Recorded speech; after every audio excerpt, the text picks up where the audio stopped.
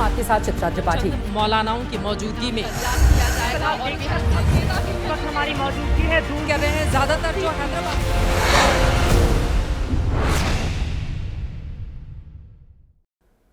Orient Bell Tiles Studio से आप देख रहे हैं एबीपी न्यूज। नमस्कार, रात के 9 बज रहे हैं और वक्त हो चला है दिन की सबसे बड़ी खबरों और उनके सबसे प्रामाणिक विश्लेषण का। मैं हूं आपके साथ चित्रा त्रिपाठी और आप देखना शुरू कर चुके हैं जनहित। कानून के हाथ बहुत लंबे होते हैं। अब तक इस लाइन को आपने एक फिल्मी डायलॉग के तौर पर सुना है, लेकिन आज हम आपको इसे हकीकत में बदलते हुए दिखा रहे हैं। तस्वीरों में आप देखिए, कत्थई रंग के कपड़ों में जो शख्स खड़ा है, यह वही है जिसे भारत पिछले 16 साल से अपनी गिरफ्त में लेने में लगा हुआ था। यह 2008 के 26/11 मुंबई हमले का मोस्ट वांटेड आतंकी तहव्वुर राणा है। 16 साल बाद इसकी यह पहली तस्वीर है जिसमें आप देख रहे हैं कि राष्ट्रीय जांच एजेंसी एनआईए के 3 लोग इसे हाथ से पकड़कर खड़े हुए हैं। 26/11 के मुंबई आतंकी हमले के एक मास्टरमाइंड को हमारा कानून, हमारी जांच एजेंसियां अपने लंबे लंबे हाथों से खींचकर ले आई हैं। मुंबई हमले के गुनहगार आतंक का डॉक्टर तहव्वुर राणा को देश का कानून पूरे 16 साल 4 महीने के सब्र के बाद 7 समंदर पार तकरीबन 13,000 किलोमीटर दूर अमेरिका से खींचकर भारत लाया है।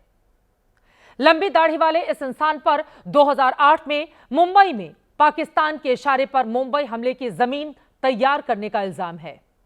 वो खूनी खेल जो कसाब और दूसरे पाकिस्तानी आतंकवादियों ने ताज होटल, ट्राइडेंट होटल, लियोपोर्ट कैफे, कामा हॉस्पिटल, सीएसटी, चवाड़ हाउस में खेला था, जिसमें 166 बेकसूरों की जान चली गई थी और 238 लोग घायल हुए थे। और अब भारत इस आतंकी को अमेरिका से खींच ले आया है। अब देश का कानून इस तहव्वुर राणा की सजा तय करेगा। एबीपी न्यूज के 3 रिपोर्टर इस खबर पर लगातार अपनी नजर बनाए हुए हैं। बारी बारी से तीनों के पास चलेंगे और जानेंगे कि क्या कुछ हो रहा है, क्या होने वाला है। नीरज राजपूत हमारे संवाददाता एनआईए दफ्तर से हमारे साथ हैं। मनोज वर्मा पालम एयरपोर्ट से हमारे साथ जुड़ चुके हैं। अहमद बिलाल पटियाला हाउस कोर्ट से हमारे साथ जुड़े हुए हैं। सबसे पहले नीरज राजपूत, आपके पास आते हुए, अब आगे क्या होना है? कोर्ट में पेश किया जाना है, कितना टाइम, क्या जानकारी मिल रही है इस बाबत? बिल्कुल चित्रा, बिल्कुल हम लोग जानते हैं कि हमारे देश के सबसे बड़े आतंकी हमले का सबसे बड़ा दुश्मन भारत पहुंच चुका है, लैंड कर चुका है, जो तस्वीर आपने दिखाई है। और अब उसको निकाला जाएगा पालम एयरपोर्ट से और उसके बाद या तो उसको कोर्ट में, पटियाला हाउस कोर्ट में पेश किया जाएगा या फिर वीडियो कॉन्फ्रेंसिंग के जरिए भी पेश किया जा सकता है। और यहाँ जो ठीक मेरे पीछे है एनआईए हेडक्वार्टर, जो देश की सबसे बड़ी जाँच एजेंसी है, नेशनल इन्वेस्टिगेशन एजेंसी, यहीं पर लाया जाएगा उसको। और अगले 30 दिन तक, क्योंकि यूएपीए के तहत मामला दर्ज है तहव्वुर हुसैन राणा पर, तो ये माना जा सकता है कि अगले 30 दिन तक की रिमांड जो है वो कोर्ट से एनआईए को मिल सकती है। और इन 30 दिनों में जो रिमांड का समय होगा, उस वक्त एनआईए की पूरी कोशिश होगी कि जितने भी राज हैं तहव्वुर हुसैन राणा के पाकिस्तान के साथ, पाकिस्तान के जो स्टेट एक्टर्स थे, आईएसआई थी पाकिस्तानी खुफिया एजेंसी, पाकिस्तानी आर्मी, पाकिस्तानी सरकार, किस तरह से नॉन स्टेट एक्टर्स यानी कि लश्कर तैयबा आतंकी संगठनों के साथ मिलकर भारत के खिलाफ किस तरह की साजिश रची थी, किस तरह का हमला किया उसने, उन सब की कड़ियाँ जो हैं जोड़ी जाएंगी, जिससे ये साबित हो जाएगा कि पाकिस्तान एक टेरर स्टेट है, यानी कि एक आतंकी देश है और उसका एक मोहरा है तहव्वुर हुसैन राणा। ये बड़ी बात आप कह रहे हैं। 26/11 मुंबई हमले का मास्टरमाइंड जिसको भारत लाने में कामयाबी हासिल हुई है। मनोज वर्मा पालम एयरपोर्ट से हमारे साथ हैं। अहमद बिलाल के पास भी चलेंगे। पटियाला हाउस कोर्ट के बाहर सुरक्षा काफी कड़ी कर दी गई है। मनोज, अभी एक तस्वीर सामने आई है जिसमें एनआईए के 3 अधिकारी उसको पकड़े हुए दिखाई दे रहे हैं। चेहरा नजर नहीं आता है, उसका बैक फ्रेम है, कहां है अभी, क्या जानकारी इस बाबत आप देंगे हमारे दर्शकों को? मनोज। जी बिल्कुल, देखिए आपको बताना चाहूँगा कि अभी तहव्वुर राणा जो है वो यहीं इसी पालम टेक्निकल एयरपोर्ट के अंदर है और यहाँ लगभग जो तैयारियाँ हैं वो पूरी कर ली गई हैं। मेरे कैमरामैन आपको दिखाएंगे कि दिल्ली पुलिस की जो 2 गाड़ियाँ हैं वो यहाँ दूसरे जो गेट पर हैं वो लगा दी गई हैं। जब राणा यहाँ से निकलेगा, यानी कि पूरी सिक्योरिटी के साथ निकलेगा, तब ये दोनों गाड़ियाँ हैं ये ट्रैफिक को रोक देंगी और जो दिल्ली पुलिस के स्वाट कमांडोज़ की जो टीम होगी वो एस्कॉर्ट करते हुए एजेंसीज़ के अधिकारियों के साथ जो तहव्वुर राणा को को यहाँ से सीधा कोर्ट लेकर जाएंगे और पूरा एक बड़ा काफिला होगा जिसके अंदर स्वाट कमांडोज तो होंगे ही, साथ ही साथ पैरामिलिट्री फोर्स के भी जवान होंगे और इसके अलावा दिल्ली पुलिस की जो 3rd बटालियन है उसके जवान भी इसमें मौजूद रहेंगे। और इतना ही नहीं, दिल्ली ट्रैफिक पुलिस को भी पूरा इंस्ट्रक्शन दिया गया है कि जिस वक्त ये काफिला यहाँ से चलेगा उस वक्त जितनी भी रास्ते में रेड लाइट होंगी उन सभी रेड लाइट को ग्रीन कर दिया जाएगा। और इसके अलावा एक वैकल्पिक रूट भी तैयार किया गया है कि अगर कहीं पर ट्रैफिक जाम हो जाता है तो दूसरे रूट से जो है वो राणा को लेकर जाया जाएगा। अगर मैं आगे की बात करूं तो आगे भी बैरिकेटिंग इस सड़क पर कर दी गई है और सड़क के दूसरी साइड भी बैरिकेटिंग अभी इस वक्त कर दी गई है।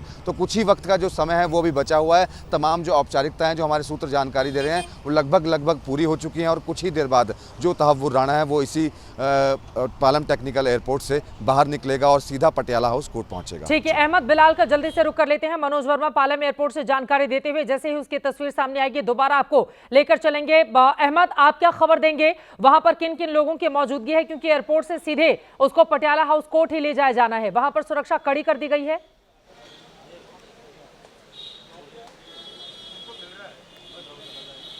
बिल्कुल, देखिए चित्रा, आपको बता दें कि अब से कुछ देर में जो है वो जो ग्रीन कॉरिडोर बनाया जाएगा पालम एयरपोर्ट से लेकर के पटियाला हाउस कोर्ट का, इसी रास्ते से जो है वो उम्मीद की जा रही है कि तहव्वुर हुसैन राणा जो कि भारत पर हुए सबसे बड़े हमले का सबसे बड़ा आरोपी है, इसी रास्ते से जो उसे लेकर के जाया जाएगा। मैं आपको तस्वीर दिखाऊं, अगर ये मेरे सहयोगी मान सिंह आपको तस्वीर दिखाएंगे कि यहाँ पर देखिए किस तरीके की सुरक्षा जो है वो दिल्ली पुलिस के जवानों की तरफ से जो है वो बढ़ा दी गई है ताकि किसी भी तरीके का कोई लॉ एंड ऑर्डर का सिचुएशन ना हो। और आपको बता दें कि ये कितना इंपॉर्टेंट हो जाता है, 2009 में एफआईआर हुई थी, 9 आरोपी बनाए थे और पहली बार ऐसा हो रहा है कि किसी आरोपी को भारत की किसी अदालत में जो है वो पेश किया जाना है और कई धाराएं जो है वो आतंकी भारत में कई आतंकी गतिविधियों को लेकर के जो को कॉन्स्पिरेटर है वो तहव्वुर हुसैन जो है वो राणा है और इसके ऊपर यूएपीए की धाराएं जो है वो लगाई गई हैं और इसके तहत 30 दिनों की जो रिमांड है वो एनआईए जो है वो इसकी मांग कर सकती है। हालांकि ये देखने वाली बात होगी कि जिस जज के सामने उन्हें पेश किया जाना है, जो चंद्रजीत सिंह, वो भी जो है वो यहाँ पर पहुंच चुके हैं। इसके अलावा जो तहव्वुर राणा का जो पेश का जो पक्ष रखेंगे दिल्ली लीगल सर्विस की तरफ से पीयूष सचदेवा, वो भी यहां पर पहुंच चुके हैं। तो जो पक्ष रखा जाएगा एनआईए की तरफ से वो क्या होता है और रिमांड की जो कितने दिनों की मांग की जाती है और कितने दिनों की रिमांड जो है वो दी जाती है, उसके बाद जो कोशिश होगी एनआईए की कि वो यही होगी कि जितने भी सारे फैक्ट्स हैं, जितने भी तथ्य हैं, जितनी भी जानकारियां हैं, वो तहव्वुर राणा की तरफ से जो है वो निकाली जा सके। तो हम आपको तस्वीरें एक बार हम मेरे सहयोगी फिर से दिखा दें कि यहाँ पर कितनी कड़ी सुरक्षा जो है वो यहाँ पर है। और इसके अलावा मैं अगर अंदर की तस्वीर दिखाऊं, पटियाला हाउस कॉम्प्लेक्स की अगर हम अंदर की तस्वीर दिखाएं तो यहाँ पर देखिए यहाँ की पूरा जो कॉम्प्लेक्स है वो पूरा जो है वो खाली करा दिया गया है। कोई भी ऐसा शख्स, कोई भी ऐसा इंसान जो है वो इस वक्त इस कॉम्प्लेक्स में नहीं मौजूद है जो कि सुरक्षा व्यवस्था में या फिर इस केस से जुड़ा हुआ नहीं है। बाकी सभी लोगों को जो है वो इस कॉम्प्लेक्स के अंदर से जो है वो बाहर कर दिया गया है। सुरक्षा व्यवस्था के चलते जो दिल्ली पुलिस के जवान हैं उन्होंने उनको बाहर कर दिया गया है ताकि किसी भी तरीके की कोई अव्यवस्था जो है वो ना फैलने पाए। और लगातार जो लाइन से जो ह्यूमन चैन है दिल्ली पुलिस के जवानों की जो है वो यहाँ पर लगाई गई है। इसके अलावा जो दिल्ली पुलिस के जो आला अधिकारी हैं वो भी यहाँ पर ग्राउंड पर बिल्कुल सुरक्षा के कड़े और बड़े इंतजाम किए गए हैं। हमारे तीनों ही सहयोगी लगातार हमारे साथ जुड़े रहेंगे क्योंकि जो भारत का सबसे बड़ा दुश्मन है अब उसका काउंटडाउन शुरू हो चुका है। उसने जो गुनाह किए हैं उसके किए का एक एक हिसाब हिंदुस्तान उससे वसूलेगा। वैसे आपको जानकारी दे दें, ये अब से कुछ देर पहले की तहव्वुर राणा की तस्वीर इस वक्त हम आपको टीवी स्क्रीन पर दिखा रहे हैं, लेकिन तहव्वुर राणा की शक्ल आखिरी बार मीडिया में साल 2009 में आई थी। तभी उसका एक वीडियो है जिसे आप बार बार देखते रहे। तब तहव्वुर राणा की उम्र 48 साल की थी और अब तहव्वुर राणा की 3 तस्वीरें हम आपको दिखा रहे हैं टीवी स्क्रीन पर। इसमें एक तस्वीर 16 साल पहले की है जब तहव्वुर राणा के कुछ ही बालों में सफेदी थी, तब वो 48 साल का था। लेकिन दूसरी तस्वीर जो अभी आई है उसमें तहव्वुर राणा पर उम्र का असर साफ साफ दिख रहा है। उसके पूरे बाल सफेद हो चुके हैं, शरीर थोड़ा झुका हुआ भी है। यह तस्वीर बैक साइड से है। हो सकता है चेहरे की तस्वीर भी जल्द सामने आ जाए, लेकिन जब तक वो तस्वीर सामने नहीं आती है तब तक के लिए हमने आर्टिफिशियल इंटेलिजेंस की मदद से तहव्वुर राणा का चेहरा तैयार किया है। इसमें आप देख सकते हैं कि 64 की उम्र में सामने से वो कैसा दिखता होगा। तहव्वुर राणा कौन है, उसका जुर्म क्या है, उस पर कितने बेगुनाहों के खून के छींटे हैं, वो किसके हाथों का मोहरा था, उसे भारत लाने में 16 साल क्यों लग गए और उसके गुनाहों की सजा क्या है। इन सारे सवालों के जवाब आज हम आपको जनहित में देने वाले हैं। लेकिन उसके पहले 2008 की 26/11 का वो दिल दहला देने वाला मंजर देखिए, जब पाकिस्तान से समंदर के रास्ते घुसे आतंकवादियों ने मुंबई को दहला दिया था और उन्हीं जख्मों का हिसाब चुकाने के लिए तहव्वुर राणा को भारत लाया गया है, क्योंकि वो भी उस आतंकी हमलों के सूत्रधारों में से एक था।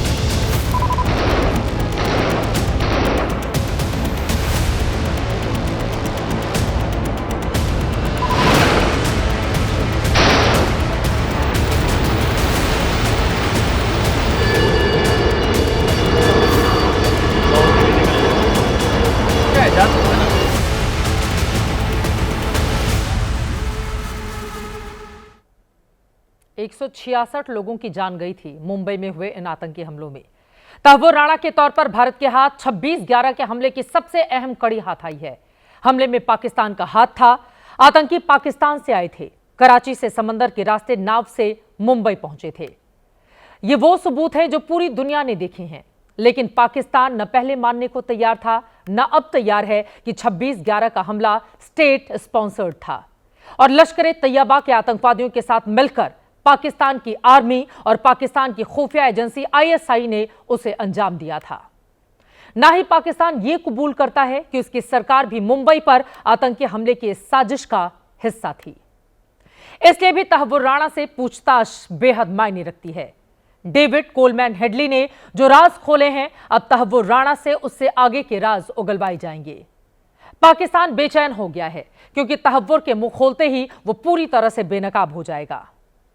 अब आपको दिखाते हैं वो कौन कौन से सवाल हैं जो तहव्वुर राणा से हिंदुस्तान के भीतर पूछे जाने हैं। एक एक करके वो सवाल आपके सामने रखते हैं। 26/11 के हमले की साजिश की शुरुआत कब से हुई? हमले में ISI का रोल क्या था? उसका हैंडलर कौन था? हमले में पाकिस्तान सरकार और आर्मी से कौन था, यानी कि कौन कौन से लोग शामिल थे?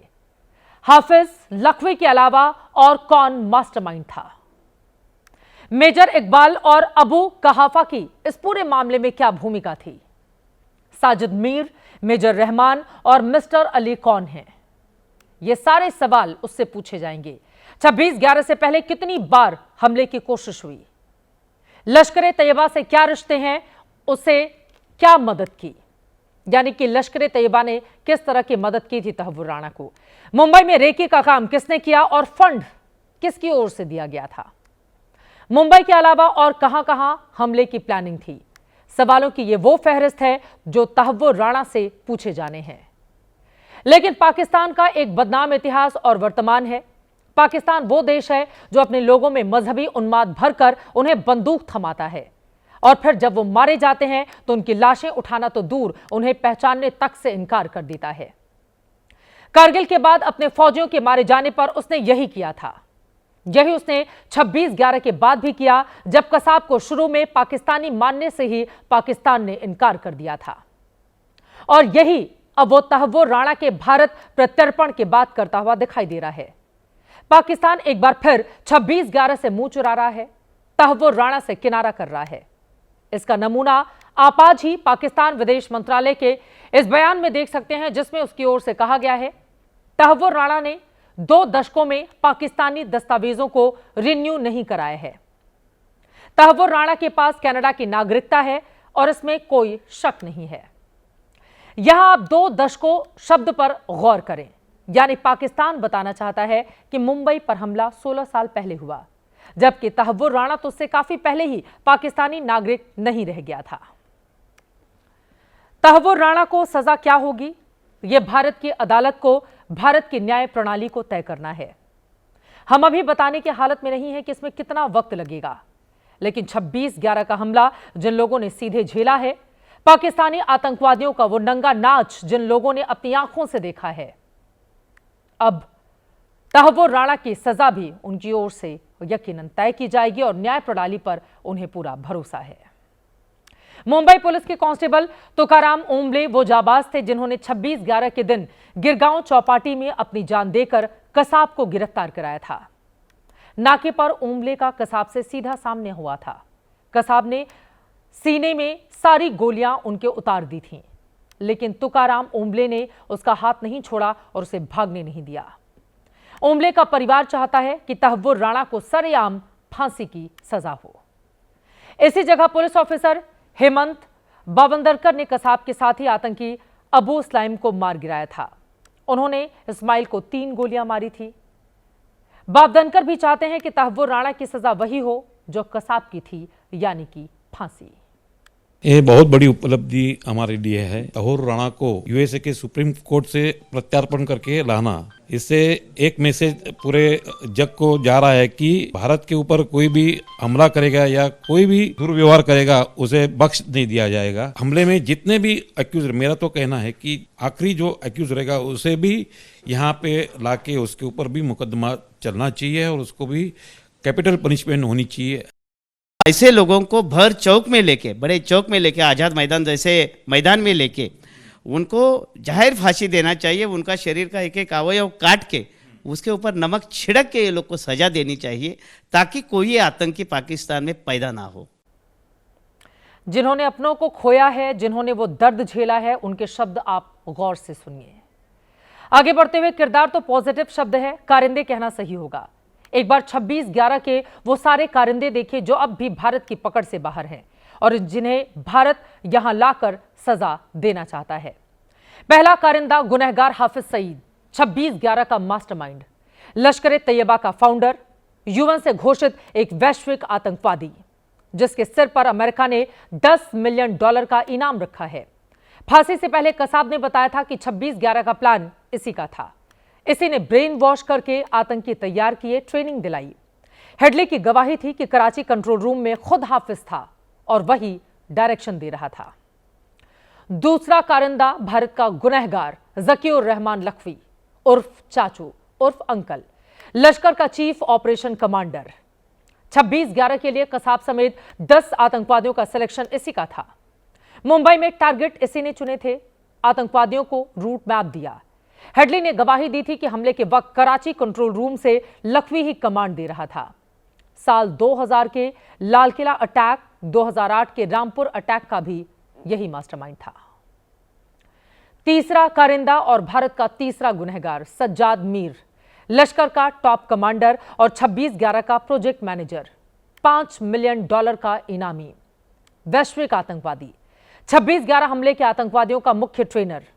डेविड हेडली को रेकी के निर्देश इसी के थे। कराची कंट्रोल रूम में यह भी था। इसका काम था पूरे ऑपरेशन की निगरानी करना। 2015 में पाकिस्तान की कोर्ट ने 15 साल की सजा सुनाई। अभी जेल में है या बाहर, यह साफ नहीं है। चौथा कारिंदा मेजर इकबाल, पाकिस्तानी आईएसआई का अफसर, 26/11 हमले का सबसे बड़ा संदिग्ध, हमले का हैंडलर, लश्कर की पूरी साजिश में आईएसआई का प्रतिनिधि। मुंबई रेकी के लिए डेविड हेडली को $25,000 की फंडिंग की, ताज होटल का मॉडल तैयार करवाया, आतंकवादियों के लिए कम्युनिकेशन सिस्टम तैयार करवाया। पाक आर्मी के रिकॉर्ड में यह फरार है। खबरें हैं कि आईएसआई नहीं, इसको कहीं छिपा कर रखा हुआ है। भारत का दुश्मन नंबर 5, पांचवां कारिंदा इलियास कश्मीरी, हरकत उल जिहाद अल इस्लामी का कमांडर, जो अलकायदा से भी जुड़ा था। 2010 में वैश्विक आतंकवादी घोषित हुआ। भारत के खिलाफ युद्ध छेड़ने के इरादे से 26/11 के प्लान से जुड़ा। हेडली की गवाही थी कि हमले की प्लानिंग में इलियास भी मददगार था। जून 2011 में पाकिस्तान में अमेरिकी ड्रोन हमले में खात्मे की खबर आई, पर पुष्टि नहीं हो पाई। छठा कारिंदा डेविड कोलमैन हेडली, असल नाम दाऊद गिलानी, पाकिस्तानी मूल का अमेरिकी नागरिक जिसने 2002 से 2005 के बीच 5 बार पाकिस्तान में लश्कर के कैंप में ट्रेनिंग ली, जिसने 26/11 से पहले 5 बार मुंबई की रेकी की थी। 2009 को गिरफ्तार किया गया। इसके बाद राज उगलने शुरू किए। सारे सूत्रधारों के कच्चे चिट्ठे इसने खोले थे। डेविड कोलमैन हेडली उर्फ दाऊद गिलानी, यही वो नाम है जिसे मुंबई हमले का मास्टरमाइंड माना जाता है। इसी दाऊद गिलानी उर्फ हेडली ने तहव्वुर राणा को हमले की साजिश में शामिल किया था। तहव्वुर और दाऊद गिलानी उर्फ हेडली दोस्त थे। अब तक की जांच में जो लिंक मिला है उसके मुताबिक हेडली ही वो कड़ी है जो लश्कर के चीफ हाफिज सईद और तहव्वुर राणा को आपस में जोड़ता है। साल 2009 के अक्टूबर महीने में तहव्वुर राणा को अमेरिका की पुलिस ने गिरफ्तार किया था। मुंबई हमले सहित 3 मामलों में गिरफ्तार करके अभियोग लगाया गया, लेकिन 9 जून 2011 को मुंबई हमला केस में कोर्ट ने इसे बरी कर दिया, जबकि बाकी के 2 केस में 14 साल की सजा सुनाई गई थी। 2011 में ही एनआईए ने राणा के खिलाफ चार्जशीट दाखिल की। इसके बाद उसे भारत लाने की कोशिशें तेज की गईं। 2018 में तब दिल्ली की एनआईए कोर्ट ने राणा के खिलाफ वारंट जारी किया था। 2019 में डिप्लोमेटिक चैनल्स के जरिए अमेरिका से राणा के प्रत्यर्पण की मांग की गई। 9 जून 2020 को 14 साल की सजा काट रहे राणा को बीमारी की वजह से रिहा करने का आदेश हुआ। अगले ही दिन 10 जून 2020 को प्रत्यर्पण के लिए राणा की अस्थायी गिरफ्तारी की मांग कोर्ट से की गई थी। 21 जुलाई 2020 को कोर्ट ने अस्थायी गिरफ्तारी को मंजूरी दे दी। 22 जून 2021 को अमेरिका की अदालत में राणा के प्रत्यर्पण को लेकर सुनवाई के दौरान भारत ने मजबूत सबूत पेश किए। इसके बाद 16 मई 2023 को कैलिफोर्निया की जिला अदालत ने अमेरिका भारत संधि के तहत तहव्वुर के प्रत्यर्पण को मंजूरी दी और कोर्ट ने यह माना कि उसके खिलाफ मुंबई हमलों की साजिश में शामिल होने के पर्याप्त सबूत भारत ने पेश कर दिए हैं। एबीपी न्यूज के पास कैलिफोर्निया के अदालत के आदेश की वो कॉपी मौजूद है। जिला अदालत के आदेश के बाद तहव्वुर ने काफी हाथ पैर मारे। इस फैसले को अलग अलग ऊपरी अदालतों में उसने चुनौती दी, लेकिन कहीं से भी उसको राहत नहीं मिल पाई है। तहव्वुर के प्रत्यर्पण केस में पहला टर्निंग पॉइंट आया 13 नवंबर 2024 को। 13 नवंबर 2024 यानी कि जब उसने अमेरिका की सुप्रीम कोर्ट में प्रत्यर्पण के फैसले को चुनौती दी और फैसला रद्द करने की मांग की। इस याचिका पर फैसला आया 21 जनवरी 2025 को। संयोग कहिए कि जिस दिन तहव्वुर राणा की अर्जी खारिज हुई उसी दिन भारत के विदेश मंत्री एस जयशंकर की अमेरिका में अमेरिकी विदेश मंत्री मार्क रूबियो से मुलाकात हुई। लेकिन असली केस का क्लाइमैक्स अभी बाकी था, जो आया इस साल फरवरी महीने में, उस वक्त जब प्रधानमंत्री नरेंद्र मोदी अमेरिका के दौरे पर गए। 12 फरवरी 2025 को पीएम मोदी की अमेरिकी राष्ट्रपति ट्रंप से मुलाकात हुई और उसी दिन एक चिट्ठी सामने आई जिसमें लिखा गया था कि 11 फरवरी 2025 को अमेरिका की सरकार ने तहव्वुर राणा को प्रत्यर्पण संधि के तहत भारत को सौंपने का फैसला लिया है। जनहित में हमने देश को प्रधानमंत्री के उस दौरे की इस सबसे बड़ी उपलब्धि के बारे में अगले दिन ही जानकारी दी थी। Today I'm pleased to announce that my administration has approved the extradition of one of the plotters and one of the very evil people of the world, and having to do with the horrific 2008 Mumbai terrorist attack, to face justice in India. So he's going to be going back to India. लेकिन इस फैसले के खिलाफ तहव्वुर राणा चैन से नहीं बैठा। उसने अमेरिकी सरकार के आदेश को वहां की सुप्रीम कोर्ट में चुनौती दी। 28 फरवरी 2005 को एप्लीकेशन नंबर 24A852 के जरिए तहव्वुर राणा ने अमेरिकी सुप्रीम कोर्ट की जज जस्टिस एलन कैगन की अदालत में अपनी अर्जी दी। ये एक्सक्लूसिव डेटा आप एबीपी न्यूज पर उस एप्लीकेशन के स्टेटस का देख रहे हैं। 6 मार्च को तहव्वुर की अर्जी जस्टिस एलन कैगन की अदालत से खारिज हो गई थी। इसके बाद भी वो राहत के लिए लगा रहा। 7 मार्च को सुप्रीम कोर्ट के चीफ जस्टिस की बेंच में दोबारा अर्जी लगाई गई। 7 मार्च से 7 अप्रैल तक महीने भर इस केस में कई बार सुनवाई हुई, लेकिन फाइनली 7 अप्रैल को उसकी अर्जी चीफ जस्टिस ने भी खारिज कर दी और फिर 9 अप्रैल को अमेरिका से तहव्वुर राणा को भारत के लिए भेज दिया गया। मुंबई पर हमला 26 नवंबर 2008 को हुआ था, लेकिन आप ये जानकर हैरान रह जाएंगे कि इस हमले की प्लानिंग 6 साल पहले यानी साल 2002 से ही हो रही थी। इस हमले का मास्टरमाइंड हाफिज सईद माना जाता है, जो कि लश्कर-ए-तैयबा का चीफ है। मुंबई पर हमले के लिए हाफिज ने 3 लोगों को चुना था, या यूं कहिए लीड करने के लिए 3 लोगों की टीम बनाई थी। पहले नंबर पर उसके संगठन का कुख्यात आतंकी ज़कीर रहमान लखवी था। दूसरे नंबर पर आईएसआई का मेजर इकबाल। तीसरे नंबर पर डेविड कोलमैन हेडली उर्फ दाऊद गिलानी। इन तीनों को हाफिज ने अलग अलग जिम्मेदारी दे रखी थी। लखवी ने कसाब सहित 10 फिदायीन आतंकवादियों को चुना। मेजर इकबाल ने आतंकवादियों के लिए हथियार से लेकर ट्रेनिंग के इंतजाम कराए। मेजर इकबाल के कहने पर ही दाऊद गिलानी को इस साजिश में शामिल किया गया। दाऊद गिलानी को डेविड कोलमैन हेडली का नाम दिया गया। हेडली ने मुंबई आकर हमले वाली जगहों की रेकी की थी। इस काम में उसने मदद ली अपने दोस्त तहव्वुर राणा की। उस वक्त राणा हिंदुस्तान के कई शहरों में आकर घूम चुका था। मुंबई के ताड़देव में उसने वीजा कारोबार के लिए दफ्तर खोल रखा था। बाकायदा भर्तियों के लिए अखबार में विज्ञापन देता था। मुंबई हमले के वक्त तक हेडली राणा दोनों दोस्त हुआ करते थे। साल 2009 में जब राणा अमेरिका में गिरफ्तार हुआ तब एबीपी न्यूज की रिपोर्टर मधु भाटिया झा अमेरिका में राणा के घर पहुंची थी। उस वक्त की उनकी एक रिपोर्ट आपको जरूर देखनी चाहिए। पिछले 8 सालों से राणा अपने परिवार के साथ रॉजर्स पार्क इलाके के इसी घर में रहता था। राणा और उसके परिवार की अपने पड़ोसियों से ना के बराबर बातचीत थी और पिछले 8 सालों में एक बार भी ऐसा कोई वाकया नहीं हुआ जिससे उसके पड़ोसियों को उसके आतंकवादी गतिविधियों में शामिल होने की आशंका होती। लेकिन इस इलाके की शांति पिछले महीने तब भंग हुई जब FBI ऑफिशियल्स ने इस घर पर रेड की। राणा शिकागो में रहता था। शिकागो के जिस घर को उसने आतंक का अड्डा बना रखा था उसकी एक्सक्लूसिव तस्वीरें हमने आपको दिखाई हैं। राणा ही वो नाम है जिसने मुंबई में हमले के लिए अमेरिका की जमीन का इस्तेमाल किया। तहव्वुर राणा पाकिस्तानी सेना का डॉक्टर था, लेकिन कनाडा की उसने नागरिकता ली। मुंबई पर हमले की प्लानिंग के लिए शिकागो को बेस बनाया था। शिकागो में उसका घर पॉश इलाके में था। शिकागो में ही उसने मीट और बेकरी की दुकान भी खोली थी। गिरफ्तारी के बाद से घर और उन दुकानों का क्या हुआ इसके बारे में तो नहीं पता, लेकिन इस गिरफ्तारी के बाद राणा और हेडली की दोस्ती में दरार जरूर पड़ गई। दोनों की दोस्ती में दरार क्यों पड़ी, कैसे हेडली ने राणा का इस्तेमाल किया, इसके बारे में आगे विस्तार से देने वाले हैं जानकारी। अभी आप मेरे सहयोगी जगविंदर पटियाल से दोनों की दोस्ती की एक कहानी सुनिए। जांच में यह भी पता चला कि एक बार अमेरिका में हेडली हेरोइन ड्रग्स के साथ पकड़ा गया था तो तहव्वुर राणा ने उसे जमानत पर छुड़वाया था। जमानत के पैसे के लिए राणा ने अपना घर तक गिरवी रख दिया। इसके बाद दोनों की दोस्ती आगे भी कायम रही और मुंबई हमले की प्लानिंग में दोनों के बीच अच्छी ट्यूनिंग बनी रही।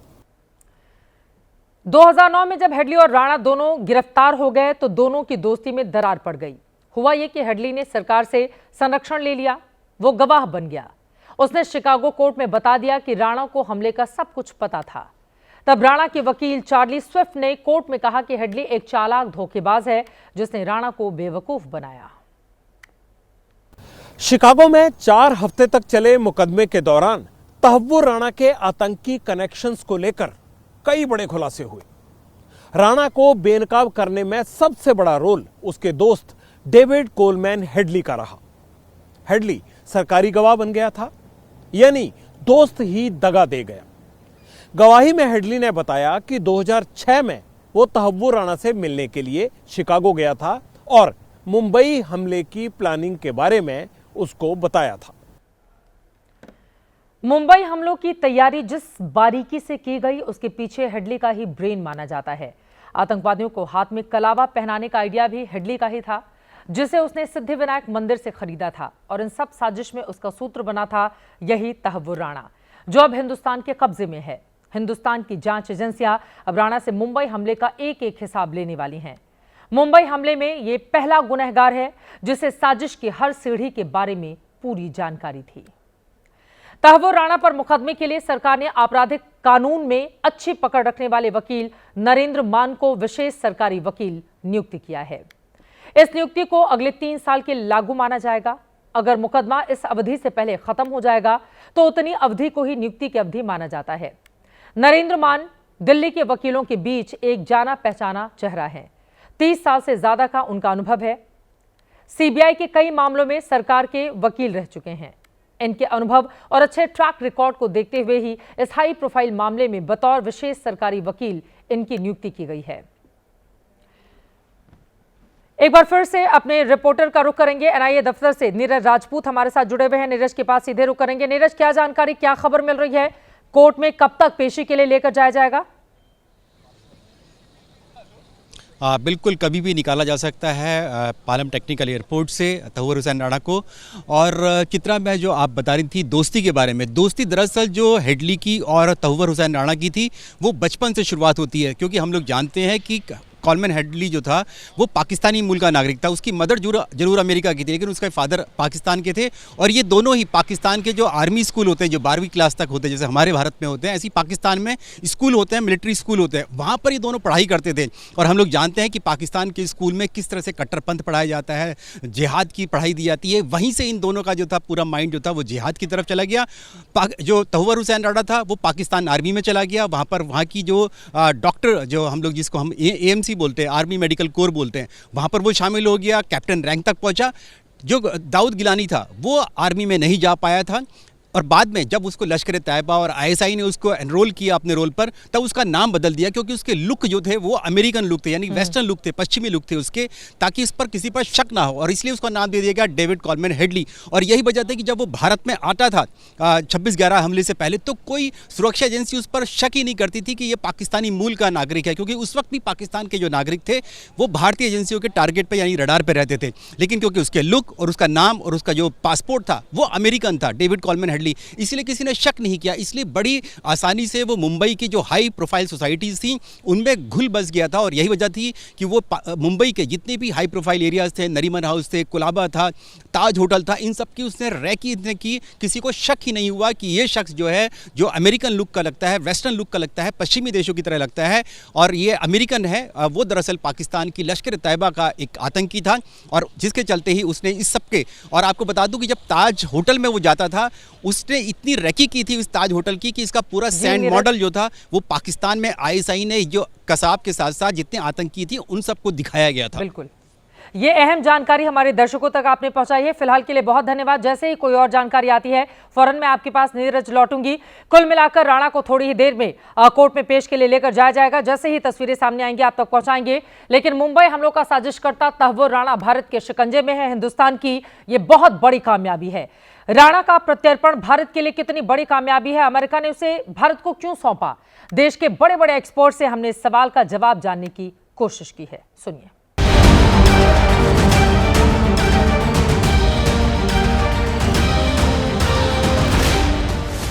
रक्षा मामलों के जानकार, कूटनीति के कलमबाज, विदेश नीति पर सबसे बेबाक और आतंकियों के काल। ये वो 5 चेहरे आपकी टीवी स्क्रीन पर हैं, जो आज आपके मन में उठ रहे सभी सवालों का जवाब देने वाले हैं। मुंबई हमले के आतंकी तहव्वुर राणा को भारत लाया जा चुका है। उसके गुनाह की क्राइम कुंडली तो पहले ही दुनिया के सामने है, लेकिन अब आगे क्या, सब कुछ जानेंगे। लेकिन पहले ये जानते हैं कि ये भारत के लिए कितनी बड़ी कामयाबी है। वो तब की बहुत बड़ी कामयाबी है। पहली बार है कि किसी भी वेस्टर्न नेशन ने इतने हाई प्रोफाइल आतंकी को एक्स्ट्राडाइट किया है। ये केवल और केवल प्राइम मिनिस्टर मोदी की जीत है और हिंदुस्तान की डिप्लोमेसी की जीत है। वास्तव में जस्टिस उन लोगों को मिलेगा जो इसके द्वारा मारे गए। ये मास्टरमाइंड था, बहुत बड़े पैमाने पर उसका प्लानिंग और एग्जीक्यूशन में इन्वॉल्व था। ने एक क्लियर मैसेज दिया है, आप दुनिया के किसी कोने में भी छुप के रहिए, भारत आपको गले से पकड़ के लाएगा और आपको आपके जुर्मों के लिए अकाउंटेबल बनाएगा। तो ये बहुत बड़ी उपलब्धि है, एक लैंडमार्क अचीवमेंट है गवर्नमेंट की, और उन लोगों के परिवारों को इंसाफ मिलना बहुत जरूरी है। इसलिए ये मैं समझता हूँ एक बहुत बड़ी डेवलपमेंट। तहव्वुर राणा के गुनाहों का तो हिसाब होगा ही, साथ ही सीमा पार बैठे उसके नापाक आका भी आज बेचैन है। जिस पाकिस्तान ने स्टेट स्पॉन्सरशिप टेरर को ही अपनी विदेश नीति बना ली हो, अब उसका स्लीपर सेल तहव्वुर राणा ही उसकी पोल खोलेगा। ये तो कठपुतली था, इसको नचाने वाला, तार खींचने वाला पाकिस्तान की इंटेलिजेंस एजेंसीज और पाकिस्तान की जो सरकार है वो थी, पाकिस्तान की फौज थी। ये पहली बार है, मैं अमेरिका में पोस्टेड रहा हूँ, बहुत कुछ मैंने वहाँ देखा है। ये पहली बार है कि अमेरिकन एस्टैब्लिशमेंट ने एक व्यक्ति, एक आतंकी का डायरेक्ट लिंक बनाया है पाकिस्तान की इंटेलिजेंस एजेंसी साथ, पाकिस्तान की फौज के साथ। पहले ऐसा कभी नहीं हुआ था।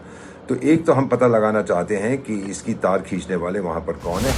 मुंबई हमलों का आतंकी भारत पहुंचा भी नहीं था और सीमा पार पाकिस्तान में खलबली मच गई। पाकिस्तान ने आतंकी तहव्वुर से अपना रिश्ता तोड़ दिया। दुनिया से कर्ज लेकर पाकिस्तान आतंकियों की फैक्ट्री की मेहमान नवाजी करता रहा। जब तहव्वुर राणा पाकिस्तान की टेरर फाइल खोलेगा तो पाकिस्तान को मिल रही कर्ज की रोटी भी बंद होगी। पाकिस्तान तो बहुत बुखला गया है।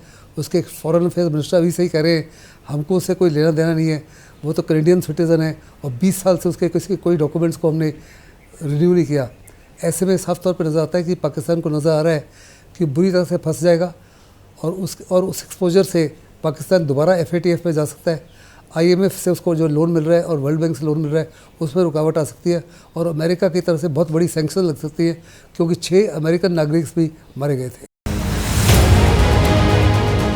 पाकिस्तान भले ही अब तहव्वुर राणा से पल्ला झाड़ रहा हो, लेकिन उसने राणा को भारत पहुंचाने से रोकने की हर कोशिश की ताकि उसके क्रूर कारनामों पर दुनिया की नजर न पड़े।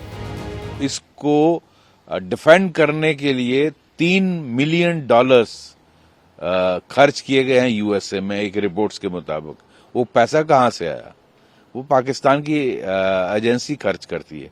यहाँ अगर फ्रंट खोला मुंबई में अटैक से पहले और सारी रैकी की, सर्वे किया, where Vidal, David Headley, Coleman को जो मदद दी, वो सारा इसने किसके कहने पे किया, ये जानना जरूरी है। पैसा कहाँ से आया ये जानना जरूरी है। तो ये जो सारा जो इसमें गैप है इन्वेस्टिगेशन में, वो पूरे होंगे और पाकिस्तान पूरी तरह नंगा होगा। जब से तहव्वुर राणा के भारत प्रत्यर्पण का रास्ता साफ हुआ, तब उसके कारनामों के साथ आतंकी डेविड हेडली का भी जिक्र हो रहा है, जिसकी भूमिका मुंबई हमलों में राणा जितनी ही थी। आपके मन में सवाल होगा, राणा का प्रत्यर्पण हो गया तो फिर हेडली का क्यों नहीं? मेरा मानना है कि डेविड कोलमैन हेडली, और बहुत से सबूत हैं इसके बारे में, ये एक अमेरिकन CIA एसेट था। इसने अपने लश्कर तैयबा के जो इसके कॉन्टैक्ट्स हैं उनके जरिए अमेरिकन CIA को बताया था कि भाई ये जो ओसामा बिन लादेन है ये छुपा हुआ है एबटाबाद में, आप जाके वहाँ ठोक दो इसको। तो उन्होंने वो किया। वो इसको, उस आदमी को हमें नहीं देंगे क्योंकि फिर बहुत बड़े सवाल उठेंगे कि डबल एजेंट्स का प्रयोग करते हैं एटसेट्रा एटसेट्रा। मुंबई हमलों का आतंकी हेडली भले ही भारत की पहुंच से दूर हो, लेकिन उसका शागिर्द तहव्वुर राणा अब भारत के शिकंजे में है। बहुत जल्द ही वो पाकिस्तान के करतूतों से पर्दा हटाने जा रहा है, साजिश के हर तार को तोड़ने जा रहा है। जो अब आगे प्रक्रिया होगी, जिस तरह से उसको इन्वेस्टिगेशन किया जाएगा, जिस तरह का एविडेंस सामने आएगा, वो इंटरनेशनल कम्युनिटी के सामने फिर से रखा जाएगा और तब पाकिस्तान फिर से एक आंसरेबल होगा। अभी तक तो वो निकल जाते हैं इस बात को कुछ न किसी बहाने से, अभी तक उन्होंने कोई कोऑपरेट नहीं किया है, लेकिन अब कम से कम एक एक्सपोजर उनका जरूर होगा। 2-3 महीनों में या जितनी जल्दी हो सके भारत में इसकी इंटेरोगेशन से जो डिटेल्स निकलें और जितना शेयर किया जाए, तो महीने 2 महीने में पाकिस्तान काफ़ी हद तक बेनकाब हो सकता है कि पाकिस्तान की इंटेलिजेंस, सरकारी ISI और LET आपस में कैसे कोऑर्डिनेट कर रही थी भारत में 26/11 को करवाने के लिए। जैसे ही तहव्वुर राणा को भारत लाया गया, इस पूरे मुद्दे पर सियासत भी तेज हो गई। जिस UPA के दौर में मुंबई हमले हुए, उसने राणा के प्रत्यर्पण को अपनी सरकार की कूटनीति का नतीजा बताया। हालांकि जानकार जो बता रहे हैं, उससे कांग्रेस बैकफुट पर आ सकती है। राणा को इंटेरोगेट करने के लिए भी इजाज़त नहीं दी गई थी और ओबामा ने अपनी किताब में लिखा है साफ तौर पे कि जो UPA सरकार थी वो किसी प्रकार से कोई कार्रवाई नहीं करना चाहती थी ये मुंबई हादसे को लेकर। वो वास्तव में दर्शाना चाहते थे कि ये एक किस्म से हिंदू टेररिस्ट एक्शन एक्ट है। अगर आप देखो, ये 10 जो आतंकी मारे गए, जिसमें कसम भी पकड़ा गया था, उन्होंने सब मौली पहनी हुई थी जो हिंदुस्तानी पहनते हैं, और अगर वो भी मारा जाता, पकड़ा नहीं जाता, तो उन्होंने कहा था ये हिंदू टेररिस्ट है जिन्होंने ये कार्रवाई की और UPA सरकार इसको ब्लो अप करती। राजनीति से इतर फिलहाल ये भारत की बड़ी कूटनीतिक जीत है। भले ही 16 साल लग गए हैं, लेकिन मुंबई हमलों के जख्म पर राणा का प्रत्यर्पण देशवासियों के लिए मरहम से कम नहीं है। तहव्वुर राणा का प्रत्यर्पण सीधा संदेश है कि भारत पर वार करके कोई लंबे वक्त तक भाग नहीं सकता। उसे लाने की लगातार 16 साल की कोशिश ये भी दिखाती है कि इच्छा शक्ति से सब कुछ संभव है। इसमें यह मैसेज भी है कि देश के हर नागरिक की जान बेहद कीमती है और उसे इंसाफ दिलाना देश की ड्यूटी, देश की जिम्मेदारी।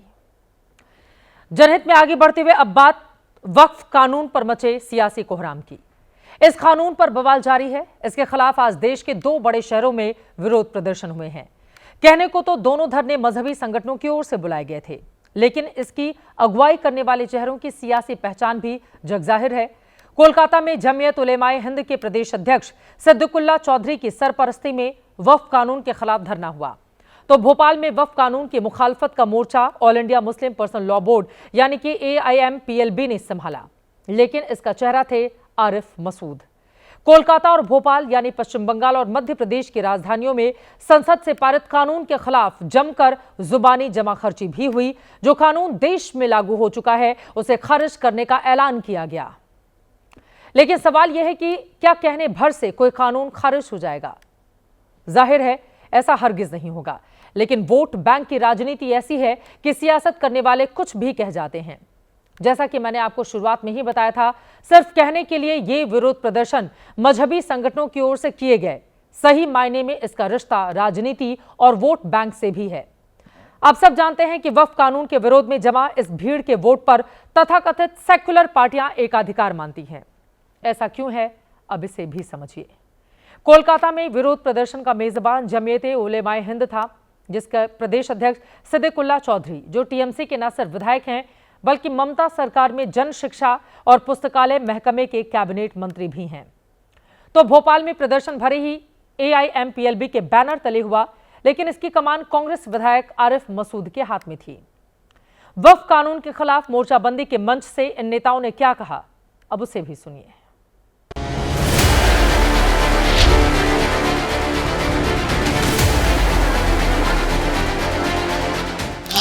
কোটি সই করে মোদির কাছে পাঠাবো, হাত তুলে বলো। সারা বাংলার 1 কোটি মানুষ রেজুলেশন পাঠাবে যে তুমি অন্যায় করেছো, জুলুম করেছো।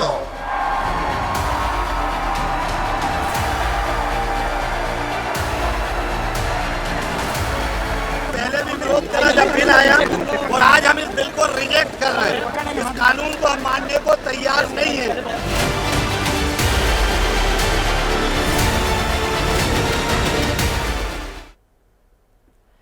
पश्चिम बंगाल में वक्फ कानून के खिलाफ जो विरोध प्रदर्शन हुआ वो कोलकाता के रामलीला मैदान में हुआ। बीजेपी का आरोप है कि विरोध के नाम पर भीड़ ने पूरे कोलकाता को ठप कर दिया। हावड़ा ब्रिज और मौला अली पर कब्जा कर लिया गया। बीजेपी के मुताबिक इस भीड़ की वजह से पूरा कोलकाता अस्त व्यस्त हो गया।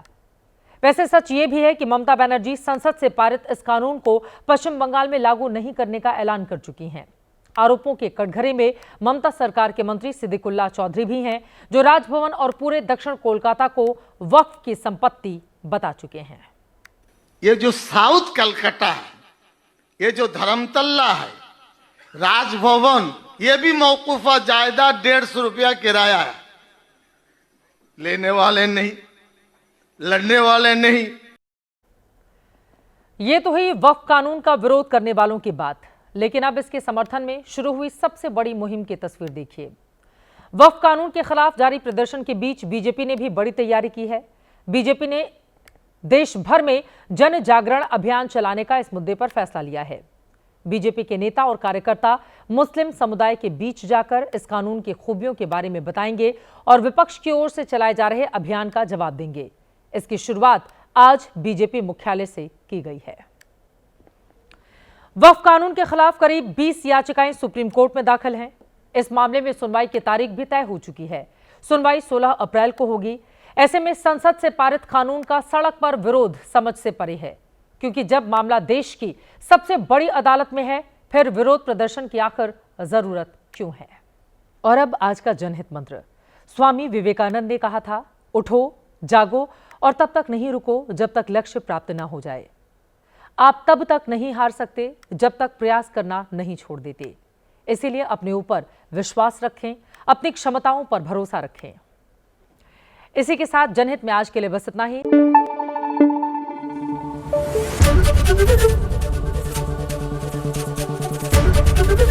एबीपी न्यूज आपको रखे आगे।